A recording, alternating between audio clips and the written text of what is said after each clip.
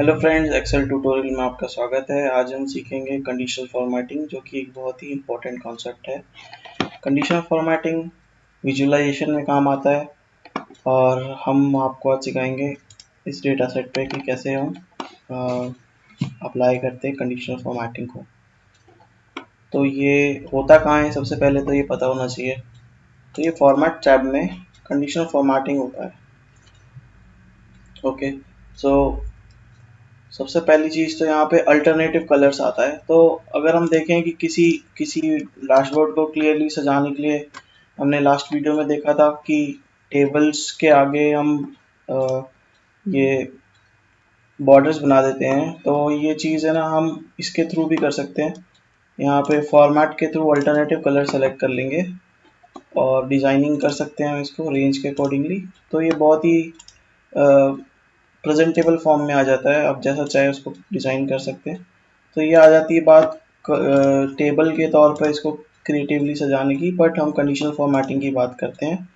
तो हम एग्जांपल लेके चलते हैं कि कोई कोई भी जी कॉलम में, जो कि ये वाला कॉलम है, कोई भी आइटम जो कि 13,000 से ऊपर का है वो ग्रीन है। ठीक है, यहाँ पे हम 13,000 लिख लेते हैं, दैट इज ग्रीन। और जो भी आइटम है 13,000 से नीचे वो रेड में है।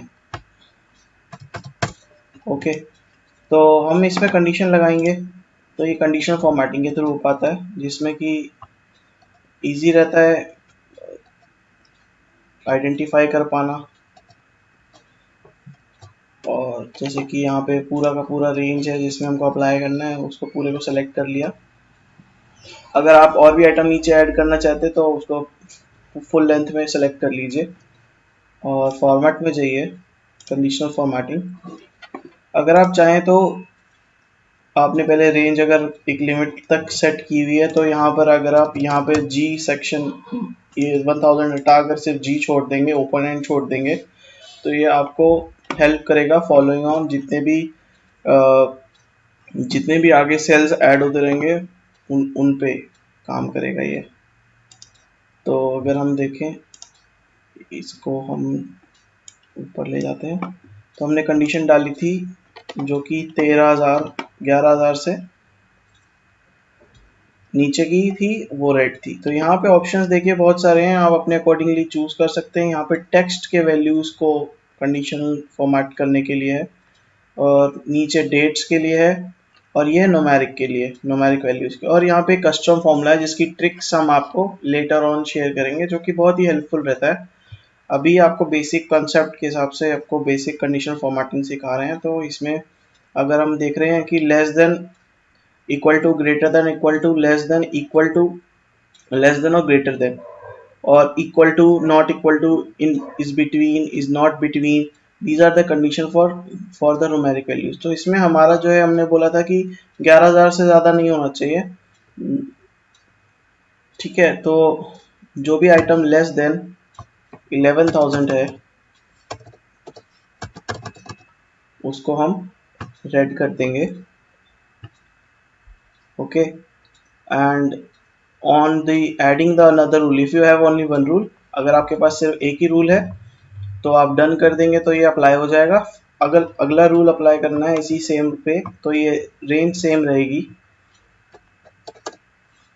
और इसको ग्रेटर देन 11,000 कर देंगे और इसका कलर चेंज कर देंगे ग्रीन।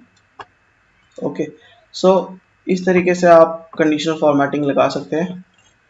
तो देख सकते हैं यहाँ पे कितने आइटम्स हैं जो कि रेड में है। ओके, और अगर हम बात करते हैं टेक्स्ट को सेलेक्ट करने की, तो इसमें हम मेल और फीमेल को हम कर सकते हैं, यहाँ पर सेलेक्ट और फॉर्मेट कर सकते हैं। तो इसमें अगर हम गए और हम बोलते हैं कि यहाँ पर टेक्स्ट कंटेन या टेक्स्ट इज एग्जैक्टली, तो टेक्स्ट इज एग्जैक्टली या कंटेन सेलेक्ट करेंगे, दोनों ही कंडीशंस में ये अप्लाई करेगा। एग्जैक्टली का ये फायदा रहता है कि अगर ये वर्ड एग्जैक्ट है, ओके, तो ओके, तो ये चीज अप्लाई कर जाएगी। पर टेक्स्ट कंटेन्स, तो उसमें कुछ भी हो सकता है, वैल्यू के मिड में भी कोई वर्ड यूज हो सकता है, कोई एंड में भी हो सकता है, तो इन सभी कंडीशंस में ये अप्लाई किया जा सकता है। इट्स लाइक वुमन और मैन। सो लास्ट में MEN आ रहा है। ओके, तो उस कंडीशंस में टेक्स्ट कंटेन अगर सेलेक्ट करेंगे तो दोनों ही कंडीशन में वो सेम कलरिंग कर देगा। बट अगर हम टेक्स्ट इज एग्जैक्टली कर देंगे, ओके, तो उस कंडीशन में सिर्फ मैन को अगर सेलेक्ट कर रहे हैं तो मैन के जितने भी आइटम्स हैं वो कलर हो सकते हैं आप जैसा आप चाहें। इसमें और सारे हैं कि if is empty, not empty, text contains. तो ये आप हिट एंड ट्राई आउट कर सकते हैं चीज़ों को और वर्क कर सकते हैं उसके अकॉर्डिंगली। ठीक है, अभी हम यहाँ पे टेक्स्ट कंटेन्स एग्जैक्टली लेंगे और एम करेंगे। तो मेल को हम ब्लू कलर कर देते हैं। ओके, और फीमेल को हम पिंकिश कलर कर देते हैं। ओके, सो इस तरीके से आप अप्लाई कर सकते हैं कंडीशनल फॉर्मेटिंग को। अगर हम आ जाते हैं डेट पे, अगर डेट पे आ जाते हैं, इस डेट जो भी अगर आज की डेट होगी और उसमें अगर कंडीशन लगानी, तो कोई भी अगर डेट आज की होगी तो यहाँ पर वो कलर हो जाएगा। क्योंकि डेटा सेट काफ़ी पुराना है, इसमें डेट्स पुराने हैं, तो इसमें कंडीशनल फॉर्मेटिंग डेट इज तो काम नहीं करेगा। डेट इज बिफोर के तौर पे ले सकते हैं। तो एग्जैक्टली देखा जाए तो today, tomorrow, yesterday, in the past week और द एग्जैक्ट डेट। यहाँ पे एग्जैक्ट डेट में हम ये कोई भी वैल्यू ले लेते हैं।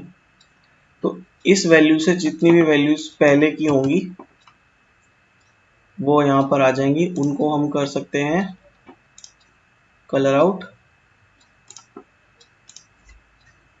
ओके, और जो वैल्यूज इसके बाद होंगी, बिफोर आफ्टर, तो उसको हम कलर कर सकते हैं। ओके, तो इस तरीके से हम यहाँ पे फॉर्मेट कर सकते हैं और हम ये देख सकते हैं अपने अकॉर्डिंगली डेटा सेट को। तो ये चीज़ें बहुत हेल्पफुल आती हैं। उम्मीद है आपको समझ आया होगा। फिर कोई डाउट्स है तो आप कमेंट सेक्शंस में मेंशन कर सकते हैं और मैं आपको उसका आंसर जल्द से जल्द करने की कोशिश करूँगा। और चलिए फिर मिलते हैं अगले वीडियो पर, जो कि होने वाला है डेटा वैलिडेशन। प्लीज़ इस पर प्रैक्टिस करिएगा। मैं जो फाइल की कॉपी है, डेटा सेट की कॉपी है, ये वीडियो के एंड में डाल दूंगा, जिसमें कि आप इस पर प्रैक्टिस कर सके कॉपी बना के। Thank you.